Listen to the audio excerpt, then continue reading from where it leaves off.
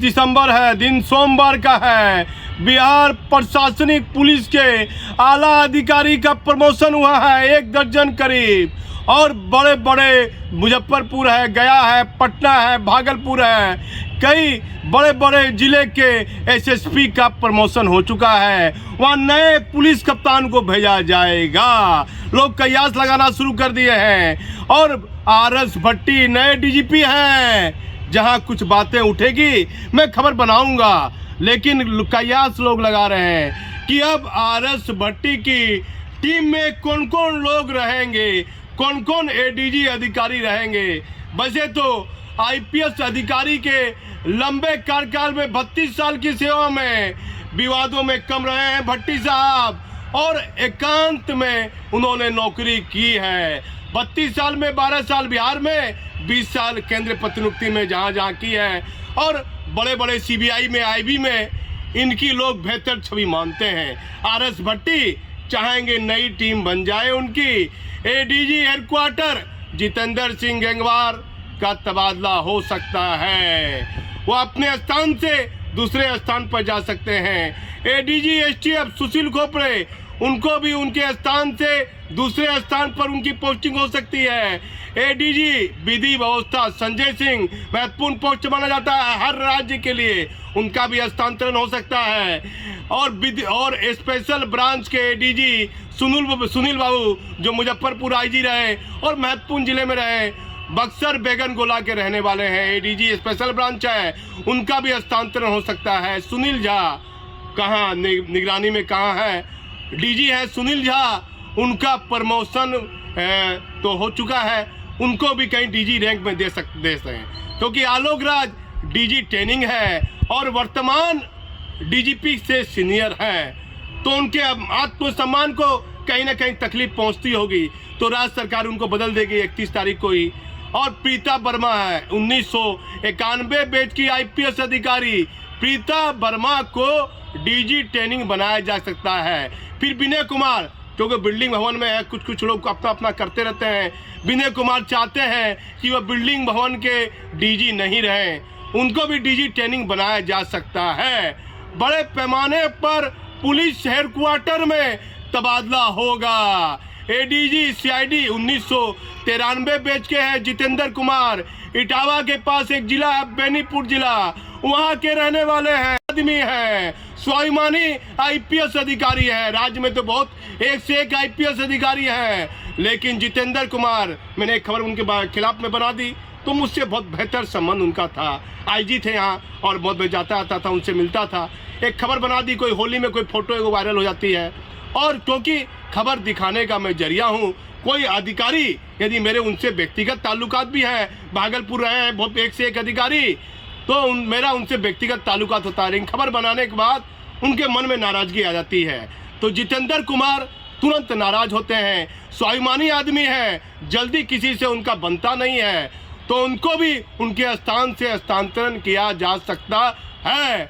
अब डीजीपी की, आरएस भट्टी की नई टीम में कौन कौन लोग रहेंगे, आलोक राज के बारे में बताया जाता है। कुछ बड़े लोग कहते हैं कि उनके आत्मसम्मान में चोट लगी है, वो बीआरएस ले लेगा, आलोक राज बीआरएस ले लेगा, लेकिन कुछ उनके समर्थक कहते हैं कि नहीं, पत्रकार महोदय वह केंद्रीय प्रतिनियुक्ति जाना चाहते हैं, बीआरएस क्यों लेंगे, डीजीपी बनाना या ना बनाना ये सरकार का काम है। लेकिन सीनियर आईपीएस अधिकारी हैं, 89 बैच के हैं, अपना लंबा करियर बिहार की सेवा में दिया और बिहार के ही रहने वाले हैं, उनको तकलीफ तो है मन में, लेकिन एक गाना है, पिंजरे के पंछी बोल तेरा दर्द न जाने कोई, आलोक राज का दर्द नीतीश कुमार जी कौन समझने वाला है। मैं आलोक राज का समर्थक नहीं हूँ, जब जो खबरें रहती हैं मुझे उस खबरें से मतलब है।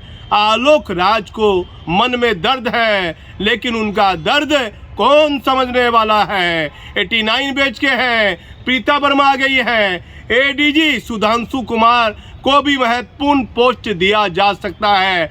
बताया जा रहा है कि एडीजी एसटीएफ पर उनकी पोस्टिंग एडीजी एसटीएफ में हो सकती है।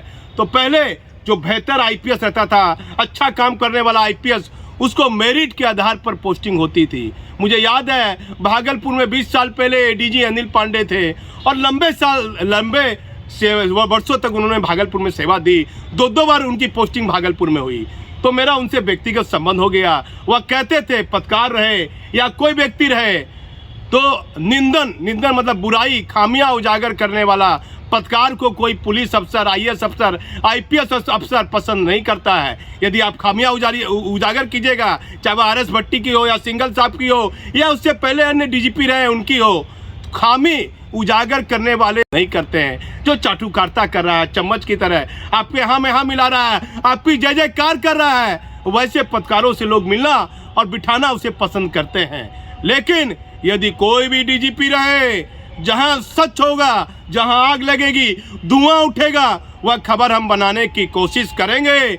मामला चाहे कुछ भी हो, एडीजी से मिलने का हो, डीजीपी साहब का, या 2 एडीजी को विधि व्यवस्था की बैठक में शामिल नहीं होने का हो। यदि मुझे लगेगा ये सच है, मैं बदले की भावना से खबर नहीं बननी चाहिए।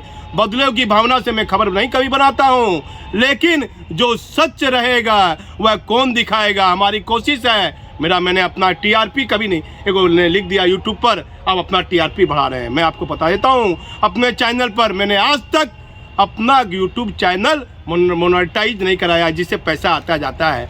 मेरा कोई माध्यम नहीं है किसी भी सोशल साइट से इनकम आने का। मैं सच बताता हूँ। मेरा दिनचर्या बड़े बड़े आईपीएस रिटायर कर गए अधिकारी मालूम कर सकते हैं, लेकिन जो सच्ची खबरें रहेगी वह मैं आपको दिखाने की कोशिश करूंगा।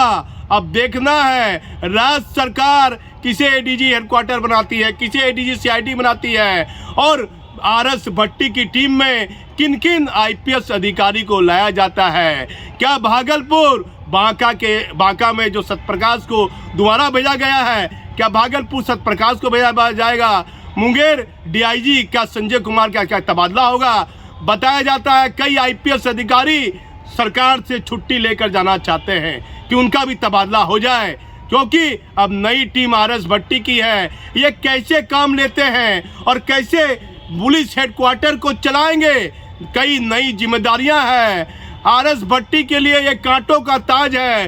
2 साल के दौरान राज्य सरकार ने बड़े बड़े आईपीएस पर कार्रवाई की है। अब मैं आपको 1-2 दिन रुक जाइए, आज 26 दिसंबर है, 29 दिसंबर तक आपको कोशिश करेंगे कि किन किन आईपीएस अधिकारी की पोस्टिंग किन किन पदों पर होने का कयास है, ये बताने की कोशिश करेंगे। मैं भागलपुर से दीपक नौरंगी।